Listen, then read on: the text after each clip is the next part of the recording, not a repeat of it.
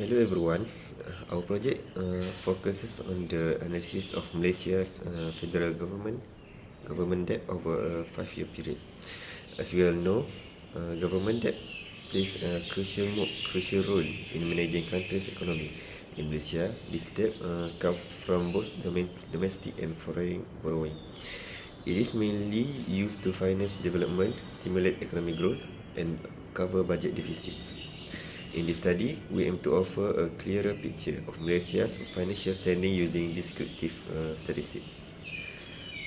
These include analyzing the mean, median, and the shape of the data distribution. By doing this, we not only understand the overall trend in debt levels from 2019 and to 2023, but also evaluate the fiscal health of the country. Through this approach, we hope to lay a strong foundation for more advanced analysis and discussions in the future. Hi, I will be presenting an analysis of descriptive statistics based on the collected data from various resources.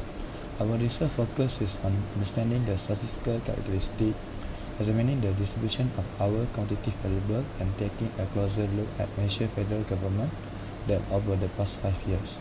There are 3 key goals in this analysis. And first, to analyze the descriptive statistics of our collected data, including measure of central tendency such as the mean and median, and measure of distribution like standard deviation. Second is to determine the shape of data distribution for quantitative variable, which help us understand whether the data is symmetrical, skewed, or normally distributed. And the third one is to present and analyze Malaysia federal government debt over the last 5 years using descriptive statistics. A variable refers to any factor or element that can be measured, and a factor or control that are essential in research because they allow us to analyze relationship and pattern over time. In this research, we use 3 quantitative variables to understand Malaysia federal government debt from 2019 to 2023. 3 main variables used in this analysis is domestic debt, offshore borrowing, and federal government debt, which is the total of domestic and offshore debt. The variable is in numerical value and can be measured using a ratio scale. For domestic debt and offshore borrowing, we use bar chart to compare value across year. For federal government debt, which combine both, we use a component bar chart to visually distinguish the contribution of domestic and offshore debt. The data was collected using secondary source, specifically official database from Bank Negara Malaysia, report from the Ministry of Finance Malaysia, and government financial statistics from the Department of Statistic Malaysia. And now let's move on to the methodology. Our analysis is based on secondary data collected from official sources, including the Malaysia Ministry of Finance report. We categorize the federal government debt into 2 main components. The first is domestic debt, and the second is offshore debt. Using Microsoft Excel, we calculate several key descriptive and statistics for each variable, such as the mean, median, and the standard deviation.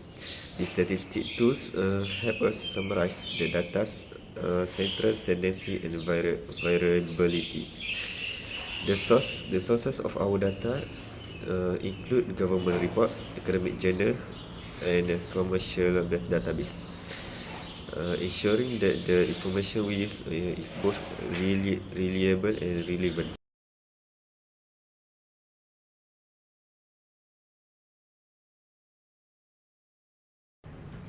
Hi, my name is Hakim. Let's start with domestic debt. We use a bar chart to visualize this debt, making it easy to see the trend over time. As shown, domestic debt grew steadily from about 760 billion ringgit in 2019 to around 1.14 trillion ringgit in 2023. The key statistics are a mean of roughly 950 billion ringgit, a median of about 950 billion ringgit, a standard deviation of around 150 billion ringgit, and a skewness of 0.058. indicating a nearly symmetrical distribution with a slight right skew. The close alignment of the mean and median shows the data is balanced, making the mean a reliable measure of central tendency. Next, let's examine offshore borrowing. We use a bar chart to examine this debt. As the chart shows, offshore borrowing remains stable, ranging from about 29 billion ringgit in 2019 to around 30 billion ringgit in 2023. The key statistics include a mean of over 29.4 billion ringgit, a median of about 29.5 billion ringgit, a standard deviation of around 450 million ringgit, indicating low variability, and a skewness of negative 0.845, showing a slight negative skew.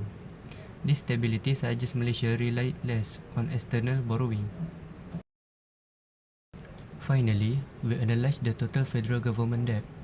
Federal government debt is a combination of domestic debt and offshore borrowing. We use a component bar chart to analyze this debt, showing how the total has evolved.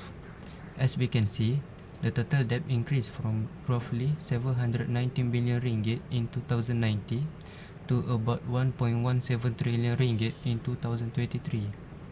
The key statistics are a mean of around 918 billion ringgit, a median of about 918 billion ringgit, a standard deviation of roughly 115 billion ringgit, and a skewness of positive 0.056, indicating a nearly symmetrical distribution. This consistent growth reflects the significant increase in domestic debt, while offshore borrowing remains steady. In conclusion, Malaysia federal government debt has been rising annually based on statistics from 2019 to 2023. It is mostly caused by an increase in domestic debt, while offshore borrowing has stayed more steady, suggesting that the government prefers to finance its own project rather than borrow from other sources. Since the distribution of the value in this dataset is roughly symmetrical, the mean provides a trustworthy indicator of central tendency. This study's surprising conclusion is that even at a time of huge global economic shock, such as the COVID-19 pandemic that happened in 2020, offshore borrowing did not rise noticeably. The trend in government debt seems to be planned and steady, indicating a purposeful fiscal approach rather than reactive borrowing. In particular, the standard deviation provides key insight into how much the debt fluctuates from year to year.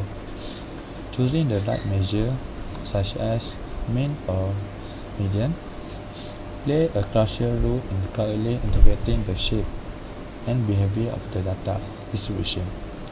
This analysis demonstrates the descriptive statistics are not only helpful for summarizing data but also for supporting deeper understanding and strategic decision making related to national finance.